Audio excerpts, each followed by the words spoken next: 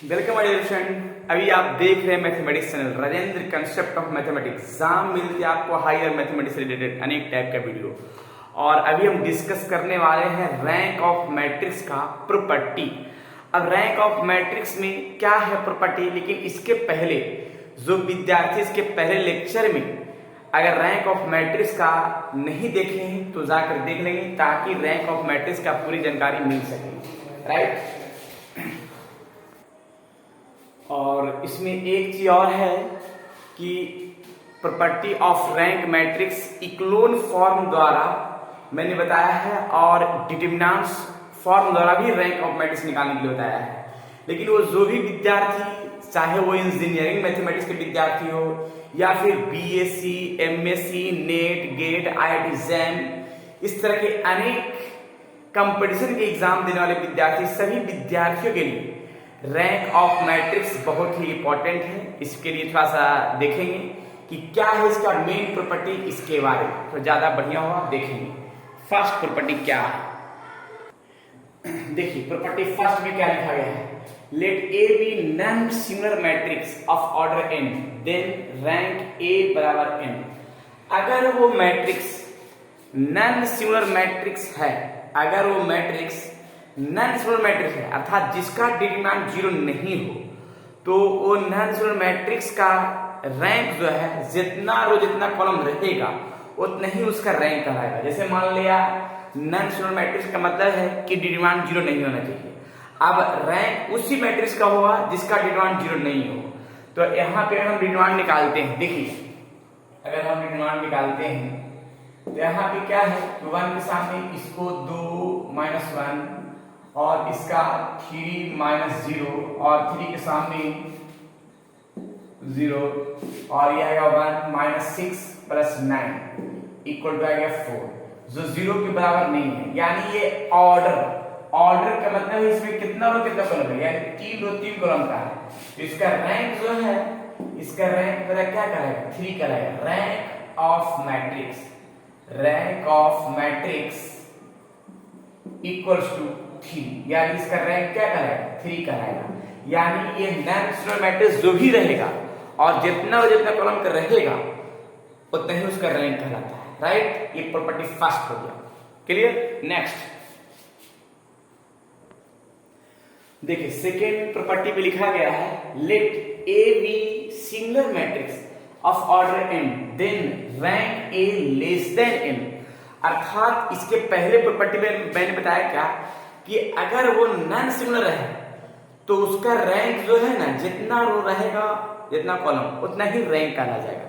लेकिन अगर similar matrix है तो सिमिलर मैट्रिक्स में एक चीज ध्यान देना है कि उस मैट्रिक्स का तो डिटरमिनेंट 0 हो जाएगा। सिमिलर मैट्रिक्स में अगर वो 0 हो जाएगा तो उसका रैंक नहीं कहलाएगा। यानी वो 3 रो 3 कॉलम का जो मैट्रिक्स है वो रैंक नहीं कहलाएगा, उससे छोटा ही कहलाएगा।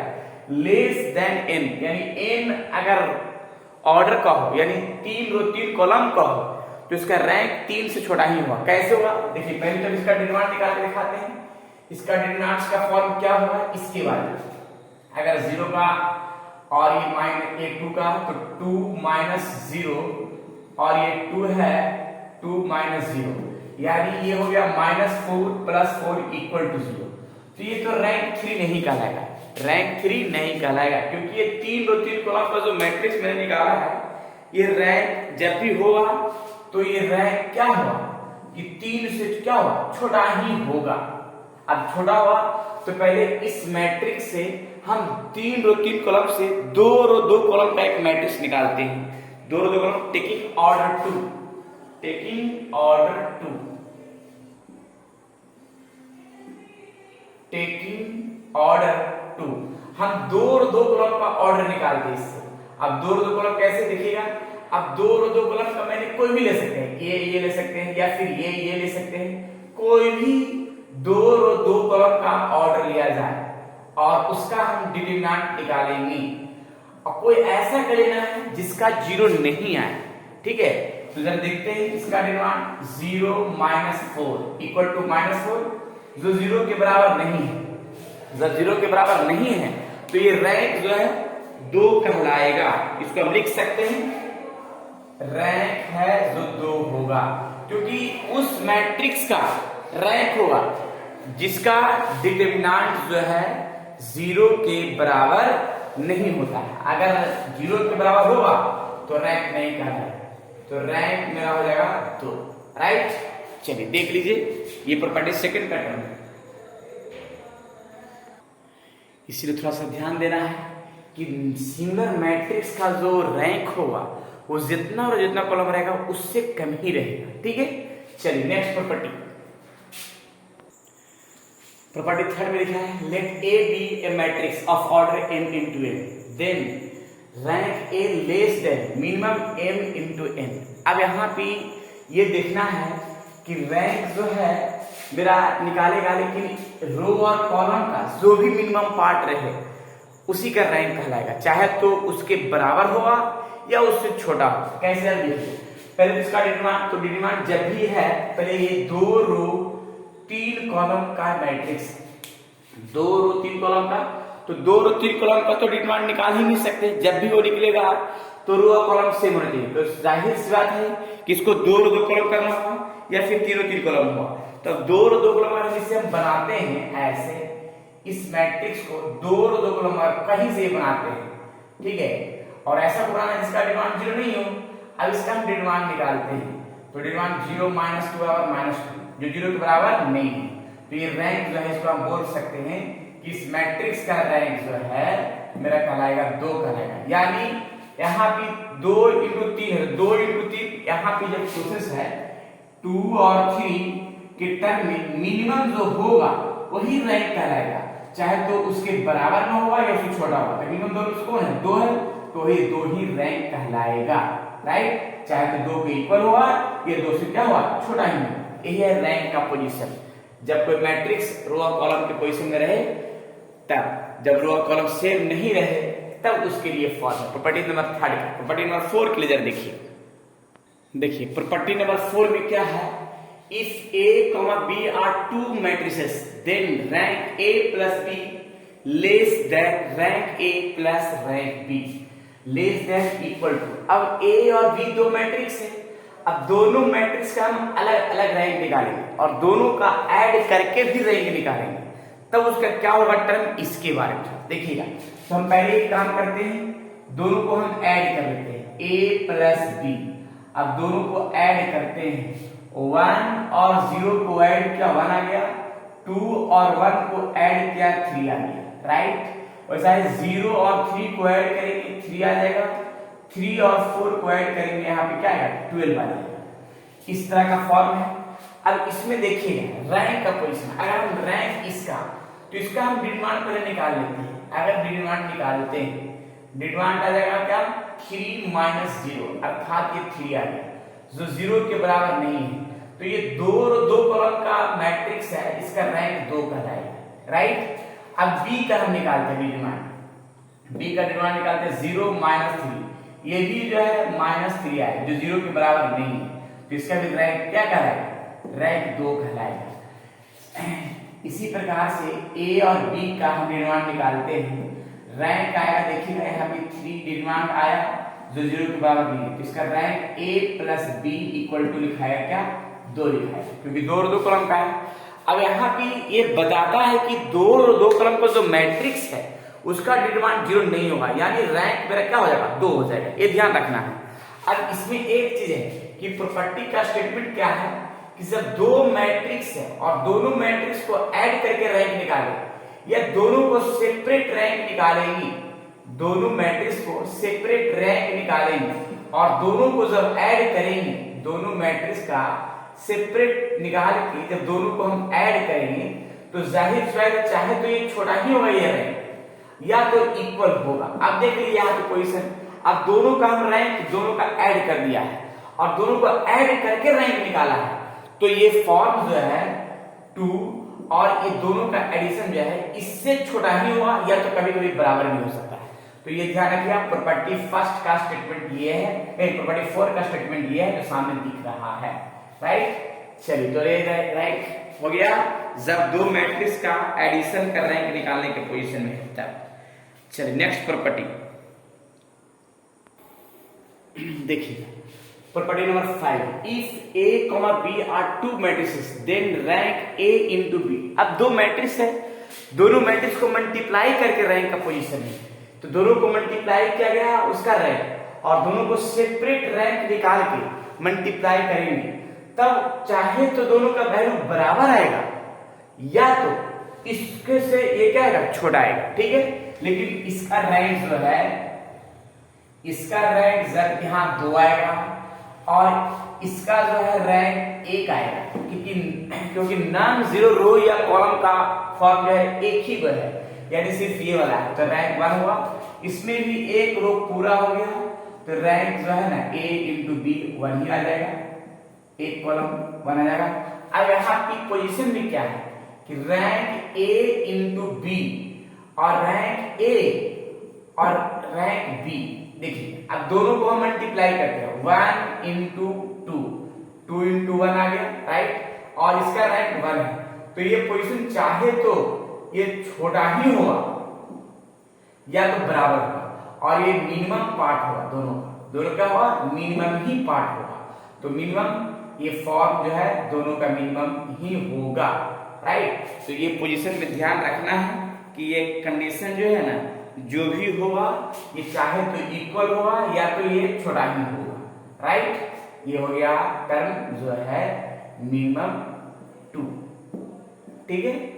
चलिए नेक्स्ट प्रॉपर्टी, यानी प्रॉपर्टी याद रखना है कि rank A to B less than equal to minimum rank A to rank B। Property 6, if A is a matrix of type n into n and B is a matrix of type n into B, then rank A into B less than equal to rank A, rank A into B less than equal to rank B।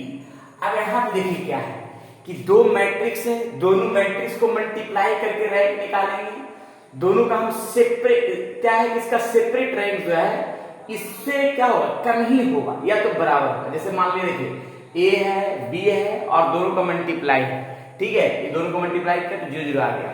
अब एक चीज ध्यान रखना है कि rank A into B less then rank A या तो equal होता है, तो रैंक ए बी का रैंक मेरा 0 हो जाएगा और रैंक A का वैल्यू मेरा कितना है 2, तो जाहिर बात है कि इससे क्या है, छोटा है ना, छोटा ही रहेगा या तो बराबर रहेगा, ठीक है।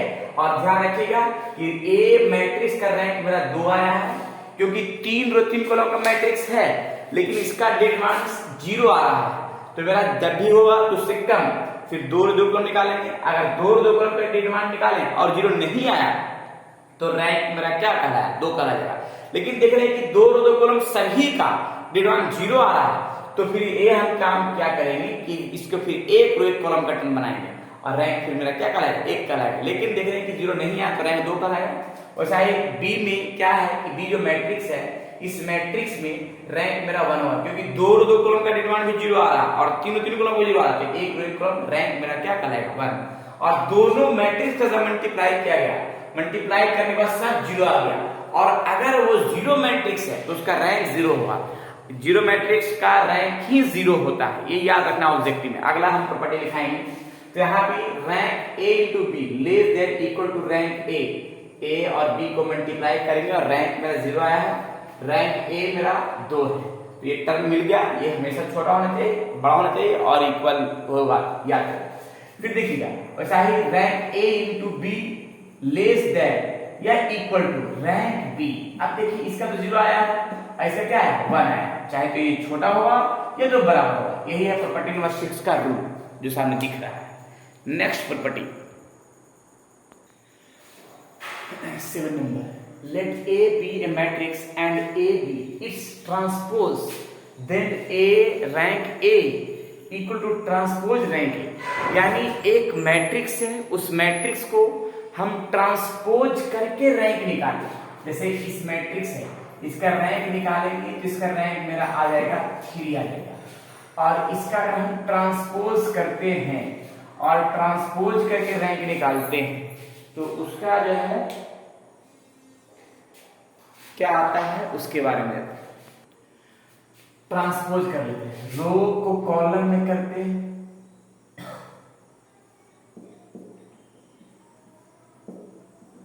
और इसका रैंक निकालते हैं। इसका रैंक निकालेंगे तो इसका रैंक मेरा क्या आएगा, क्योंकि इसका डिटरमिनेंट 0 नहीं आएगा तो रैंक मेरा 3 ही कहलाएगा। चाहे ट्रांसपोज करके रैंक निकालेंगे, डायरेक्ट रैंक निकालेंगे, दोनों का वैल्यू क्या आएगा, सेम आएगा। ये प्रॉपर्टी नंबर 7 का रूल है, याद रखिए। राइट, चलिए नेक्स्ट।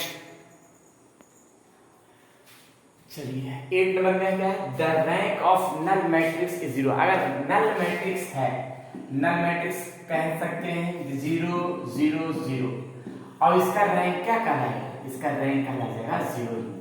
नल मैट्रिक्स का रैंक हमेशा 0 होता है, चाहे 2 कॉलम का हो या 3 कॉलम का हो, रैंक हमेशा क्या होगा, 0 होगा नल मैट्रिक्स के लिए। राइट, चलिए नेक्स्ट देखिए। Let A into x be a symmetric system of linear equation। Case first में, if rank A into B equal to rank A, यानी A रैंक के अगर बराबर हो गए दोनों का मल्टीप्लाई का फॉर्म, तो ये कंसिस्टेंट कहलाएगा। लेकिन जब रैंक A के बराबर नहीं होगा रैंक A into B, तो ये इनकंसिस्टेंट कहलाएगा। ये फॉर्म याद रखना है, ये 9 नंबर प्रॉपर्टी की कंडीशन है। राइट, थोड़ा सा जरा, अब ये है मेरा ये प्रॉपर्टी ऑफ रैंक मैट्रिक्स, जो मैंने ये 1 नंबर में भी आ सकता है, ये याद रखना है पूरी कहानी इसका। अब थोड़ा सा जरा एक क्वेश्चन देते हैं, उसका कमेंट बॉक्स में आंसर बताइए कि क्या होगा। राइट, चलिए क्वेश्चन को सही विद्यार्थी कमेंट बॉक्स में बताइएगा कि कौन सा ऑप्शन होगा, रैंक क्या होगा इसके बारे में। चलिए तो आज इतना ही, बाकी विशेष जानकारी नेक्स्ट क्लास में, और सभी विद्यार्थी टेलीग्राम ग्रुप में जरूर ज्वाइन कीजिएगा, ताकि उसका डिस्क्रिप्शन बॉक्स में लिंक दिया गया है, और भी अनेक टाइप का क्वेश्चन भी मिलेगा। जब तक के लिए जितना भी प्रॉपर्टी बताया गया है सभी प्रैक्टिस जरूर कर लेंगे, याद जरूर कर लेंगे। फिर नेक्स्ट लेक्चर में मिलते हैं नए थ्योरी नए क्वेश्चन के साथ। जब तक के लिए आप लोग खुश रहिए, स्वस्थ रहिए, मस्त रहिए, और विद्यार्थियों में जरूर शेयर करते रहिए, ताकि आगे विद्यार्थियों को पता चल सके। और जो भी आपके इंजीनियरिंग मैथमेटिक्स का सिलेबस हो, या फिर BSc, MSc, NET, GATE, IIT JAM, इस तरह के अनेक कंपटीशन का, सभी कंपटीशन के लिए इस चैनल पे बहुत ही बेहतरीन तरीका के साथ आपके साथ वीडियो अपलोडेड रहेंगे। राइट, चलिए ठीक है, फिर नेक्स्ट क्लास में मिलते हैं नए थ्योरी नए क्वेश्चन के साथ।